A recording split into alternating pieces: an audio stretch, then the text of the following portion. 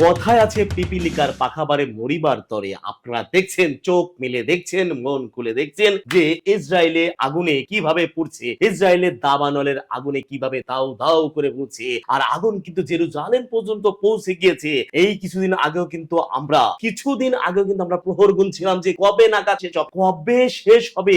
এই যে ইসরায়েল যেভাবে করে অত্যাচার শুরু করছে, এই যে নেতানিয়াহু যেভাবে যুদ্ধ শুরু করছে গাজার উপরে, ফিলিস্তিনের উপরে, যেভাবে শিশুদেরকে মারছে, মহিলাদেরকে মারছে, কিন্তু আমরা সেই যুদ্ধের শেষ দেখতে চেয়েছিলাম। কবে হবে শেষ, সেই প্রহর গুনছিলাম আমরা বিশ্ববাসী, মুসলিম বিশ্ববাসী। কিন্তু আজ দেখতে পাচ্ছেন কিভাবে করে এই যে নেতানিয়াহু, ইসরায়েলি বাহিনী, তারা প্রহর গুনছে কবে কখন শেষ হবে। এই দাবানলের আগুন পুড়তে পুড়তে জেরুজালেম পর্যন্ত চলে এসেছে। আপনারা শুনলে অবাক হবেন যে ইসরায়েল, যে নেতানিয়াহু কিছুদিন আগেও গাজা ফিলিস্তিনের মানুষকে এমন ভাবে মেরেছে, এমন ভাবে উপর থেকে বোম মেরেছে, এমন ভাবে শিশু বাচ্চারা মরেছে, নিজের সন্তানদেরকে ফিলিস্তিনিরা ধ্বংসস্তূপের নিচে কবর পর্যন্ত দিয়েছে। সেই ফিলিস্তিন সাহায্যের হাত বাড়িয়ে দিতে চাচ্ছে ইসরায়েলের দিকে। তাহলে আপনারা একবার চিন্তা করে দেখেছেন যে আসলে মুসলমানদের মন কেমন? ইসলাম অর্থ শান্তি। এবার কি আপনারা বিশ্বাস চাচ্ছেন মুসলমানরা শান্তি চায়? তাকে আপনারা বুঝতে পারছেন? ইসলাম ধর্ম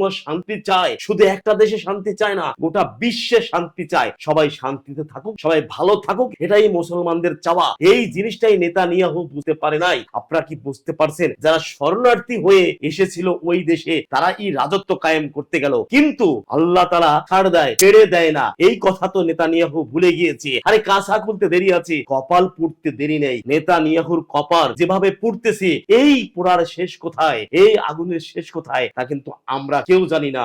অত্যাচার আর নিপীড়নের সীমা ছাড়িয়ে গিয়েছিল নেতানিয়াহু। গাজার উপরে এমন অত্যাচার চালিয়েছে, আপনারা দেখেছেন খাবার পানির অপেক্ষায় তৃষ্ণায় ছোট ছোট শিশু বাচ্চারা, গাজার ছোট ছোট শিশু বাচ্চারা পানির পিপাসায় কিভাবে ছটফট ছটফট করতে করতে জীবন দিয়ে দিয়েছে, শহীদ হয়ে গিয়েছে। কিন্তু এবার নেতানিয়াহুর পালা। এই যে পানি, পানির অপর নাম জীবন, সেই পানি বন্ধ করে দেওয়া হয়েছে। এটা কত বড় মানব অধিকার লঙ্ঘন, আপনারা তো বুঝতেই পারছেন। এবার নেতানিয়াহু, তুমি প্রহর গুনো যে তোমার দেশে যেভাবে করে আগুন দাও দাও করে জ্বলছে, এই দেশটা তোমার দেশ বললে ভুল হবে। তোমরা তো শরণার্থী হয়ে এসেছিলে এই দেশে, শরণার্থী হয়ে এসে এই দেশের মালিক যারা, এই দেশের অধিকার যাদের, এই দেশের নাগরিক যারা, তাদেরকে তোমরা উৎখাত করতে চেয়েছিলে, জবরদখল করতে চেয়েছিলে। দখলদার, জবরদখলকারীকে আল্লাহ তাআলা কখনো পছন্দ করে না। মানুষের হক ঠকানো কখনো আল্লাহ তাআলা পছন্দ করে না। তাই তোমরা যাদের হক তাদের কাছ থেকে কেড়ে নিতে চেয়েছিলে। এখন তোমরা শুধু এক বালতি পানির অপেক্ষায় থাকো, কখন এক বালতি পানি পাবে, কখন সেই আগুনের উপরে মারবে। কিন্তু এই আগুন তো সেই